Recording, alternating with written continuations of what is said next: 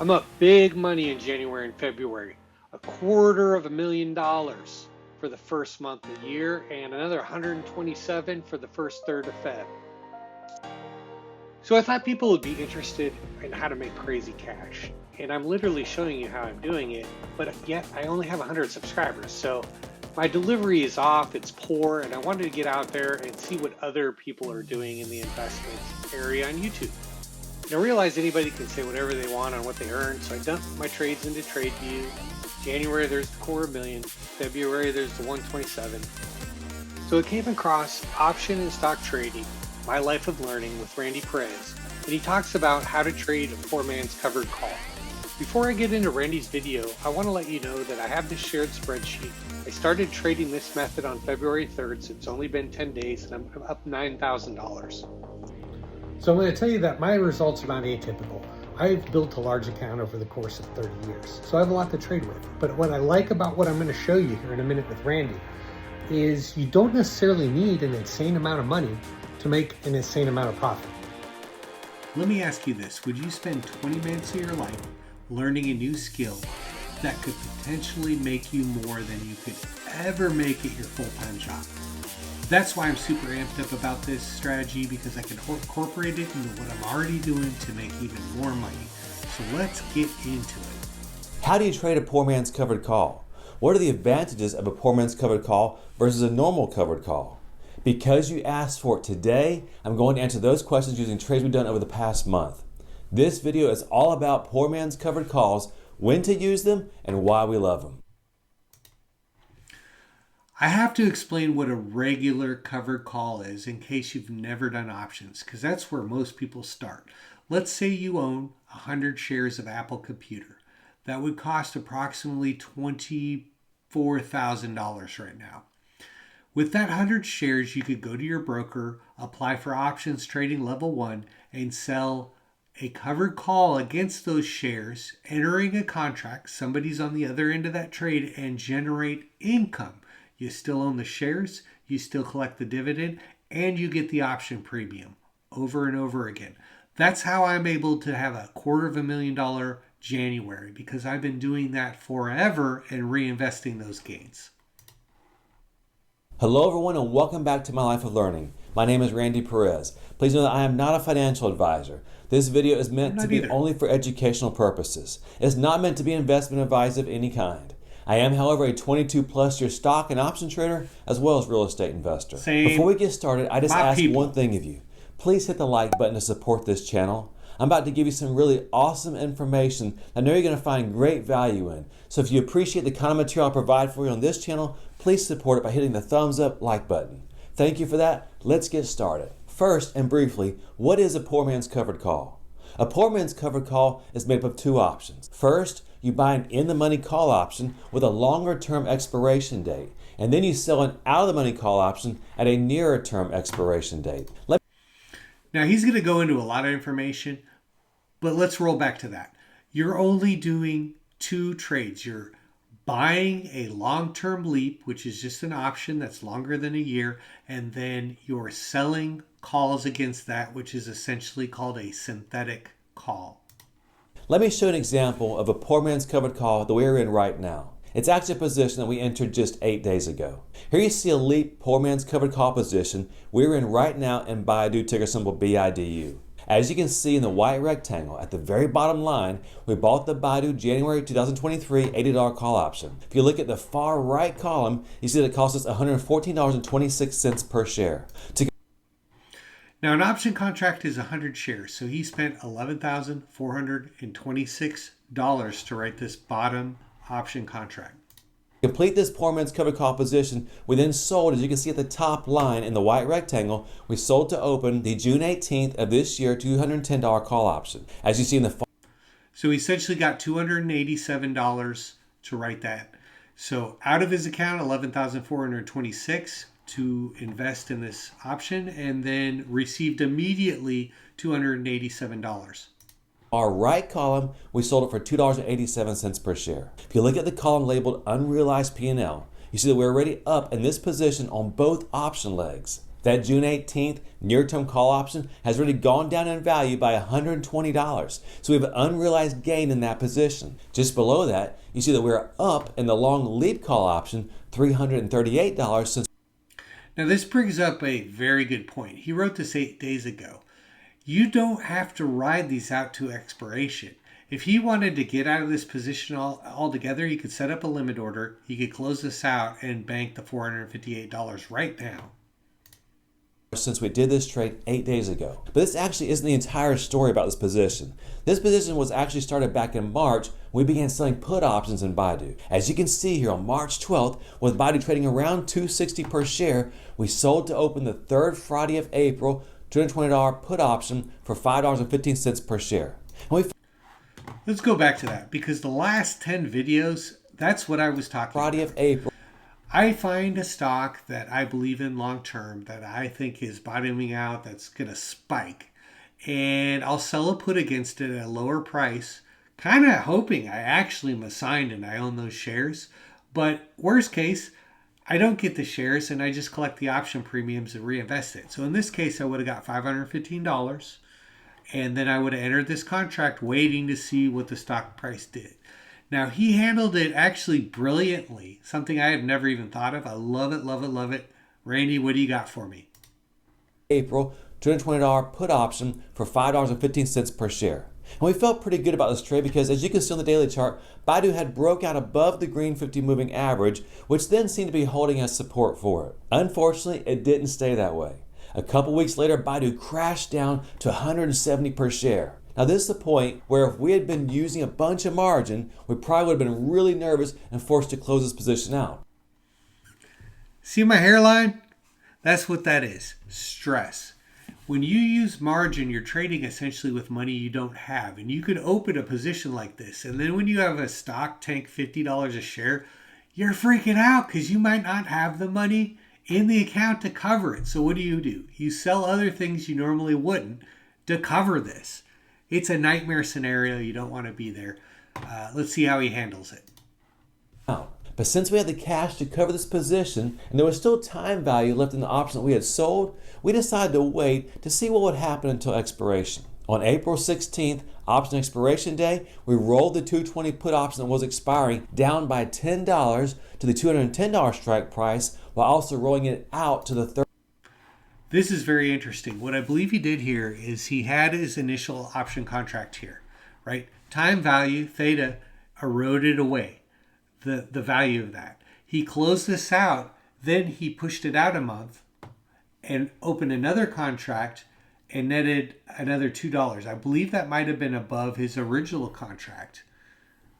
Brilliant. And his strike price is $10 lower than it initially was. Over here it's $220, now we're at $210.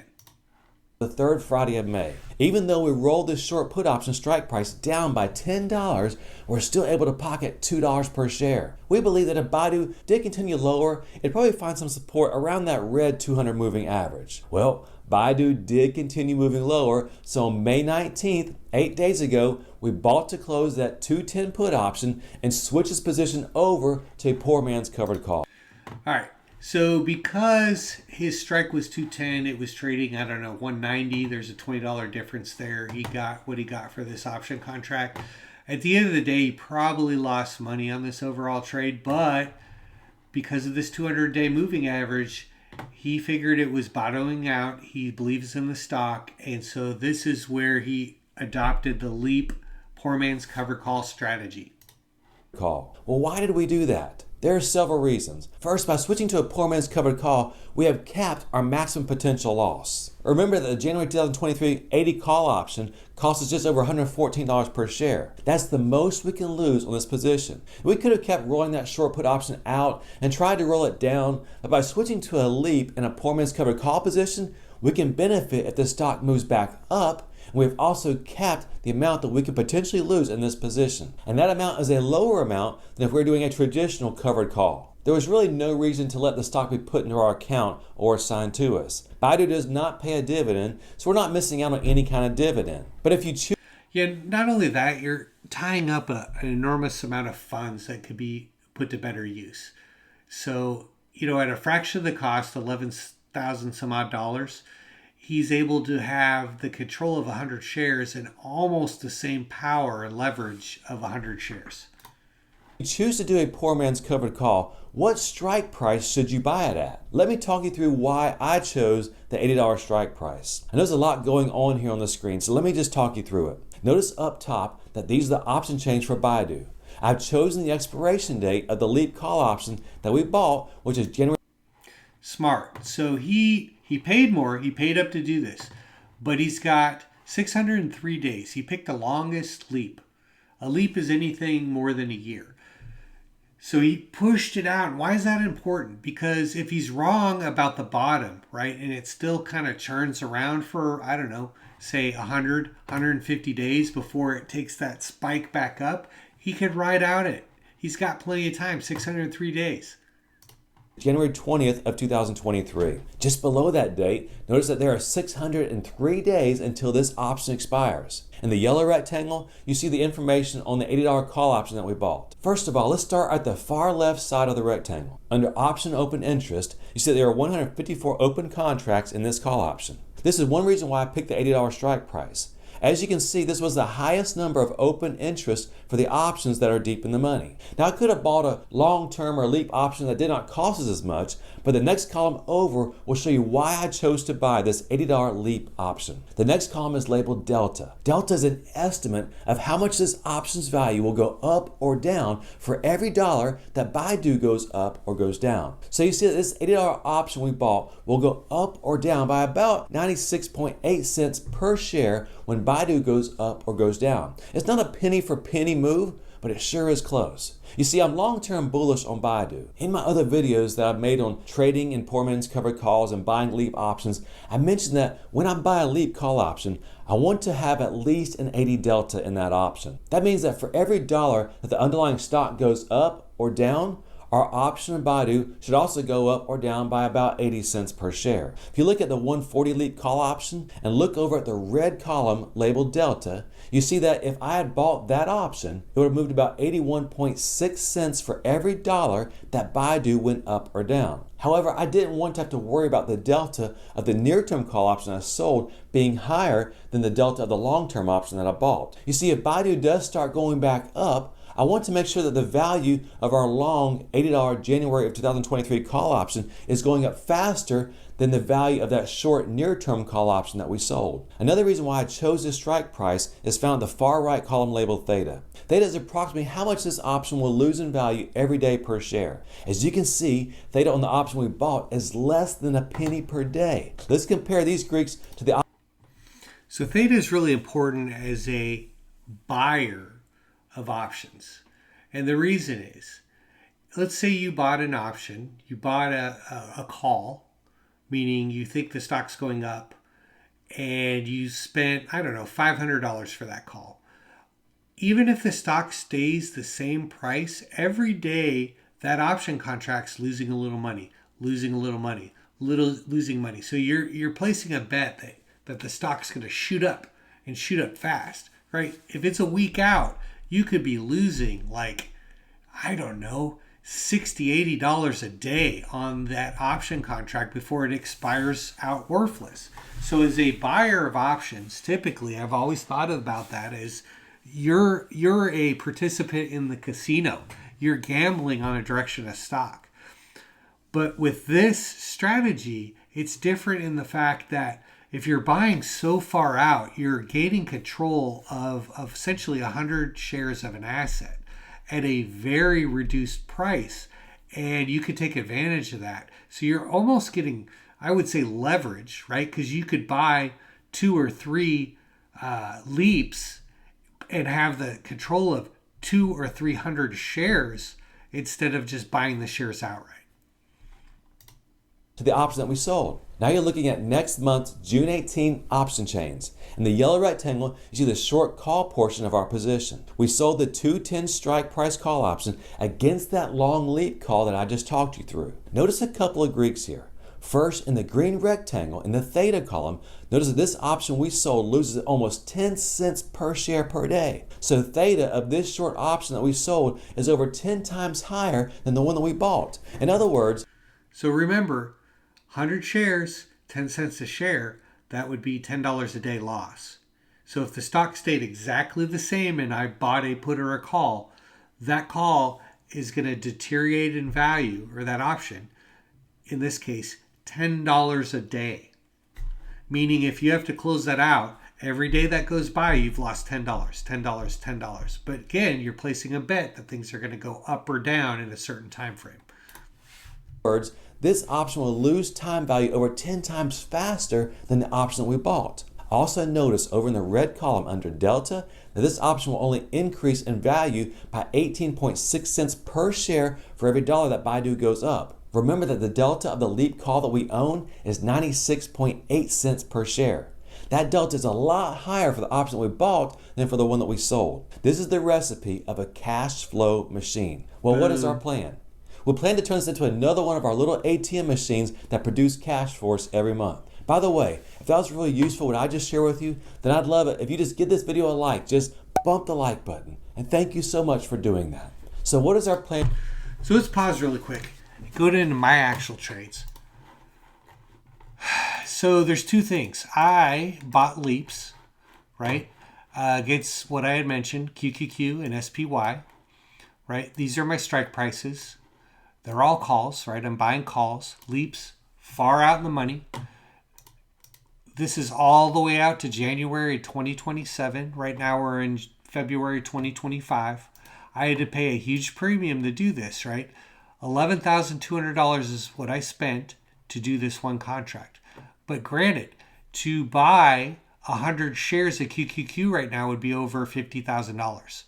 I am controlling 100 shares of, well, actually, let me look up QQQ's share price really quick.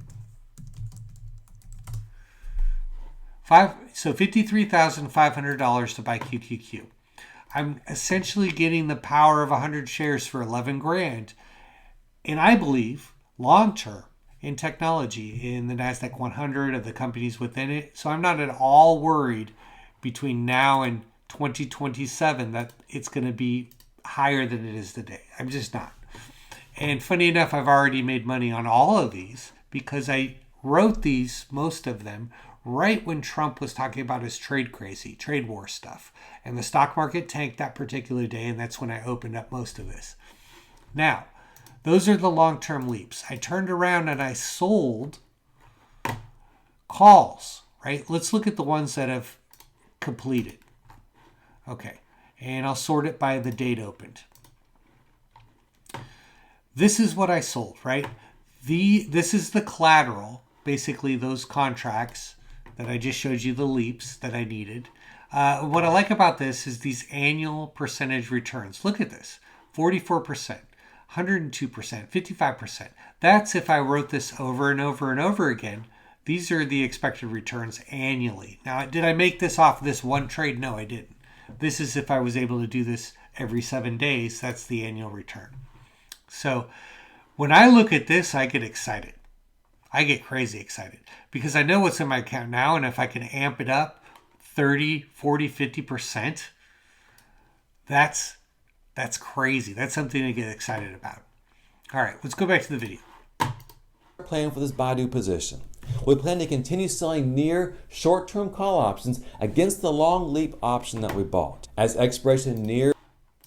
Again, that's what this is. Selling those short-term calls, right? You could go out 7 days. In some cases, you could do 1 or 2 days. You could go out 30 days. It depends on how active you want to be with this. Nears on the June 18th 210 call option that we sold here 22 days ago, that option's time value premium will continue to deteriorate, and we'll look to roll that short call option out to July. Let's just say that we're. So when he's saying roll that short-term call option, I'm assuming he's letting it expire out as long as there's not a threat that it's going to go in the money. And then once that contract's gone, he's opening a new one, writing a new one, rolling it. Now, potentially, if it goes in the money, he could do something like he did with the Baidu put, where he basically closed one out and then reopened another one, right? If he got in danger and it was whatever underlying asset popped hard one way or the other against him, then he might have to react. That we're able to generate monthly cash flow at the same rate that we sold this June 18th 210 call option. What kind of return will we get this year? When we sold that option, as you can see on the far right under average price, we were paid $2.87 per share. At that time, there were 30 days until expiration. So if we were able to get about that same amount of money every single month for 12 months, we will collect $34.44 per share. If you divide that by the cost of the long-term LEAP option that we bought, we'll be receiving a 30.1% annualized cash-on-cash return on the $114 long LEAP call option that we bought. I did not figure out. Okay, so in this particular trade, he's showing about 30%. The reason mine are amped up a little bit more, I got a little more aggressive in how close I wrote those because I watch the market daily. I know I could feel whether or not the market is going to be a positive or negative day. Like, let me look at it right now. Just go out to CNBC,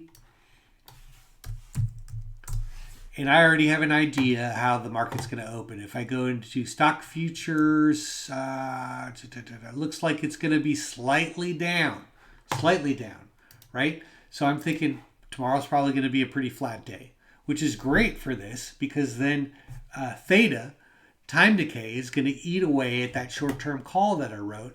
It's going to expire worthless. And then I'll just write another one for more money at 100% success rate right now. But granted, I've only been doing it this way for about a week. Figure all the factors for this example, such as the loss that we took when we closed out that put option, nor am I calculating any potential for us to get a higher premium than $2.87 per share, which is what we got last month. I do expect Baidu to go up in price. He's bringing up a very good point, right? The $2.86, the $287 that he got for that short-term call that he wrote, if the share price continues to go up over time, he's not going to get $287. He might get $300, $320, $360, $380. So he's making money off those short-term calls, plus he's making money off that long-term leap at, I think it was 96 cents a share up for every dollar it goes up. So let's say it goes up, I don't know, to 280. Let's just calculate that out really quick. Pull up a calculator. All right. 280 minus, looks like it's trading at about 195. 195 equals $85. And he said you get 96 cents a share on the way up. And you're controlling 100 shares in this scenario. So that gain on just the leap in that scenario could be $8,160. And that is actually kind of conservative because it got all the way up to like $350. So not only is he making the money off the leap, the long-term contract, and if he holds it more than the year, then the taxes are going to be lower because it's a long-term capital gain once it finally closes out. Plus, you all have all the calls that you sell every week, every month, however frequently you do that. Yeah, money, money, money. Again, if you're confused, if you got questions, just watch what I'm doing in here, and then in the comments, put them, and I'll get back with you. However, there's no guarantee of that. But if Baidu does continue to go up in price, and we continue to sell that 210 short call option strike price, then the amount that we will get for that short option will be a lot more than $2.87 per share. But what are the benefits of doing a poor man's covered call versus a traditional covered call in which you own the stock outright instead of an in-the-money longer-term call option? Here are the reasons why I prefer to do a poor man's covered call on non-dividend paying stocks instead of doing a traditional covered call. First, let me be really clear about this. If a stock that we are trading in is a dividend-paying stock, we would generally prefer to let that stock be assigned to us so we can begin collecting those dividends while we sell covered calls against it. However, all right, let me put a caveat there. If you're tying up too much capital in one stock and you're not diversified, I would not recommend getting assigned. But if you are still diversified and you're in winner companies, then yeah, have at it, get assigned, collect the dividend, ride it up. if it is a non-dividend paying stock like Baidu, then in my opinion, there's no benefit at all to owning the stock outright. You're better off buying a deep in the money leap call option like we have done here. Why? By owning this deep in the money leap call option, we're receiving all the rewards that we receive as owner of the outright stock. However, we have capped our potential losses. The amount of money we pay for that LEAP call option is the most that we can lose, and it's actually a lot less than if we had bought the stock outright. But even more than that, let's say that if Baidu continues to decline, if we own the stock outright, we'll obviously lose penny for penny as the stock declines. Well, what about this long-term LEAP call option that we own? How much will we lose if the stock continues to decline? Let's go back to our option chains for the LEAP option expiration date that we bought, which was January of 2023. Let's talk through this. The question is, what would happen to the value of our long call option if Baidu continues to decline? Right now, the $80 call option, as you can see in the yellow rectangle, will lose about 96.8 cents for every dollar that Baidu goes down. But notice what happens as the strike price gets closer to the stock's actual price. Baidu is currently trading at just over $194 per share. Now the option we bought is $114 in the money. What about the call option at the 180 strike price? That option is only $14 in the money. Notice in the column labeled Delta that the 180 call option will only go down in value 65.9 cents for every dollar that Baidu declines. But let's go a step further. Let's say that Baidu actually goes under our long call option strike price.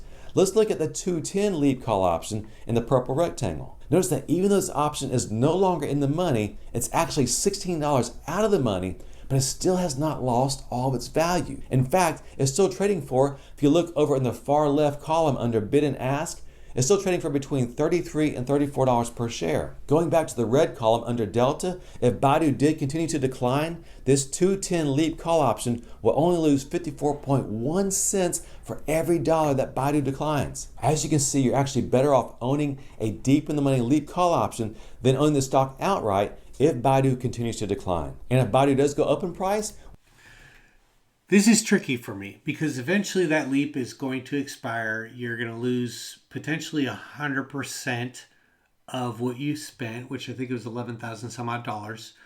And then you offset that by all the calls that you're selling. So over time, as you're selling calls, you're going to offset your cost basis and lower it, lower it, lower it. That's all great. Now, if you owned 100 shares of Baidu, the only way you lose those shares is if the company goes bankrupt, right? So if your time frame is 10, 15, 20 years, in my opinion, you're better off owning the shares at that point. So this is kind of a loaded thing, but I see what he's saying, right? Over that time frame, if things bounce back, right? He's bought something that he believes in. I had the same thing happen with Crocs. Crocs, I started buying that at about 100. It got up to 130, got all the way down to 80, and just yesterday it popped 24% because earnings came out and everything was great, right? But if I had wrote that LEAP contract instead of actually owning the shares, eventually I'm going to lose that principal because of time decay. So I don't know. So there's something, you got to know your time frame and how have conviction of what you believe is going to happen to a stock, and that's based on so many things. Earnings. Does it pay a dividend? What's the history of it? How much debt do they have? Have you looked at the financials? What are their products?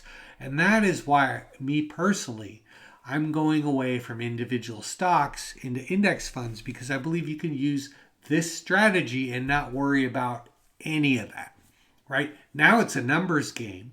I don't have to worry about Crocs earnings because it's blended in with like 500 other companies. And I won't even see the impact of this going up or down. But the other side of me says, the more gambling side is like, so let's just say an overreaction like CrowdStrike. Huge believer in CrowdStrike, right?